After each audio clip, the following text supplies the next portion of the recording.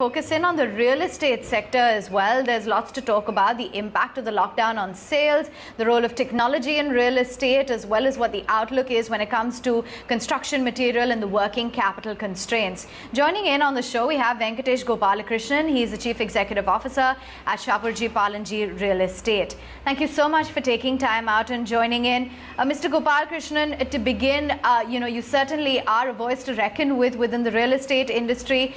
So tell us about the current state of affairs. What is the situation like really on ground for the real estate sector? Well, thank you for having me on the show, and a very good morning to all the viewers. So essentially, it's a very unique situation which COVID-19 has caused, where the supply side constraints and the demand side constraints have all come in at the same time. So in the past, we've had instances, whether it is 2008-9 or even Demon, where there have been demand-side disruptions. But here, I think a supply-side disruption has also come along with the demand-side disruption because of the lockdown. And, that has caused some kind of a double whammy. And to add to that, the liquidity situation does not help. So overall, the outlook for the next 6 to 9 months is quite bearish. Having said that, as a company, we are focusing to try to overcome the supply side disruptions in the next 3 to 6 months. There are challenges there of labor and liquidity, but we're trying to overcome that and move ahead. And on the demand side, we're waiting to see how it will pick up in the next 3 to 6 months.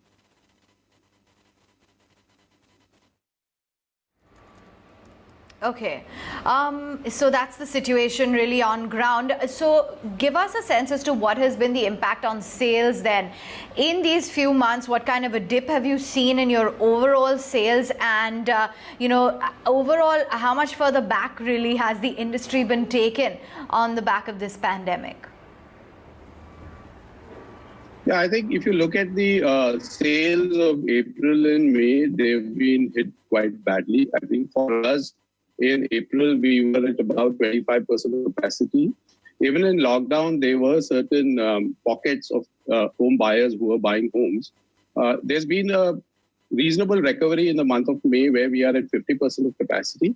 However, it's too early to kind of predict and say that, we are coming back to normal. I think we have to observe the situation in the next 3 to 6 months. Having said that, obviously, we are not at zero. We are at 50% of our capacity, and we hope to get to 70 to 80% in the next 4 to 6 months. I think that's been our target, and that's how we will move ahead. I think one of the most important things which will change the entire paradigm is use of digital, because reaching out to the customers digitally, virtually on virtual platforms, even after the lockdown ends, the number of site visits by the customers are going to reduce. Usually they do 3 site visits, they'll probably do only 1 or 2. So I think all the companies in the residential sector, all the developers will have to realign themselves a lot to turn digital. And I think we're making the right investments for the short and the medium to long term in the digital space. So what are the kind of trends you've seen on sales in the last 5 years? So many disruptions, Demon, RERA, now COVID as well. When do you see any kind of stability returning, and in what form? Yeah, I think the joke going around is that, we've been in the downturn for the last 5 years. So what's COVID? So I think a very, very relevant question. I think what has happened is that if you look at the entire home buying scenario over the last 5 years, there were a lot of investors who were used to invest in residential property, and a lot of them have gone out of the market. The end user market is still there. Over the last 18 months to 2 years, we've seen a lot of consolidation also. So there has been quite a bit of flight to quality. There have been a lot of supply which has been constrained because of delay in approvals and liquidity issues and so on and so forth. So as we speak today, there's still quite a bit of demand-supply gap. But I think the demand is concentrated around, let's say, 20 to 25% of the players. And we expect that this phenomenon is only going to increase post-COVID moving ahead. So overall, the demand for the last 5 years has been quite tepid. We expect that in the next 6 months, residential buying being a discretionary spend, people are going to get very cautious on this because there are going to be layoffs, there are going to be salary cuts, so they might as well delay the decision. So over the next 6 months, it's going to be very cautious. But I think the medium to long term, we are quite positive about the prospects of the industry, given three reasons. One is the low interest rate regime, and hopefully recovery in the GDP in FY 21-22. The next one is there is going to be an increasing trend of working from home, and people would probably want to own homes than to rent homes. And the third is, there over a period of time, there will be some amount of pent-up demand. So because of these three reasons, we remain quite confident in the medium to long term. Of course, in the short term, there's going to be quite a bit of pain.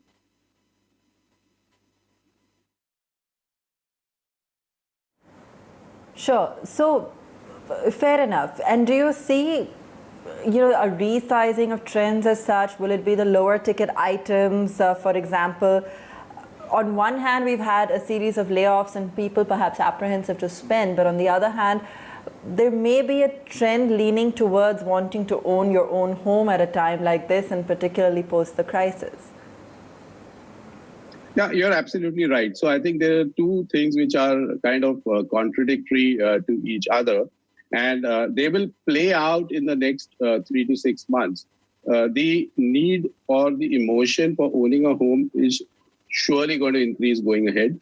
But the timing of the purchase is uncertain at this point of time because it has to be juxtaposed against the fact that, probably one can wait for 3 to 6 months to take that decision.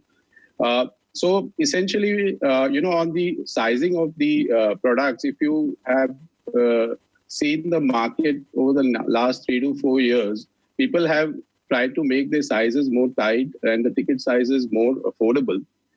They will continue to do so, I think, in the next for this year. But between affordability and adaptability, the two parameters need to be balanced. What I mean by adaptability is that in a working from home culture, you may need an extra room to be your office. You may need your 2 BHKs, 3 BHKs to be remodeled in a particular manner. I think all those things will happen on product innovations. And going ahead, I would say that, an extra room, people would want to go in for it, even if they have to stretch their budgets. But I think that will be probably 6 to 9 months down the line. Yes, indeed. In a country like ours, the culture of really work from home won't apply to a lot of sectors as well as demographies.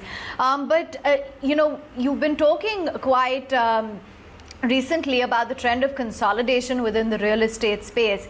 Is that something that you see growing and continuing to gain steam? Is it going to now, in a time or a tough time like this, be a case of, far fewer players managing to stand their ground and thereby a lot more consolidation within the real estate sector? Yeah, I think so. Consolidation has been there for the last couple of years, and it will only grow moving ahead. The reason being, I think the customers are also kind of concentrating their purchases among the better known grade A developers, especially for under construction projects. And also much of the industry, is bearing the brunt of the pain of the liquidity crisis. So that affects the ability of a developer to actually complete or move ahead with his unfinished project. Both combined will, in my opinion, lead to more consolidation. But consolidation typically happens quite slowly. It won't happen rapidly or fast. It'll happen over a period of 3 to 4 years. But I think for the health of the industry, too much of consolidation is also not very good. I think we need, we have houses all over the country, tier 3 cities, the rural areas, etc. Not only the big developers, but also it is expected that the small and medium developers also contribute to this overall industry, because it's not very good to be the healthy part of an unhealthy industry. It's better that the overall industry is healthy.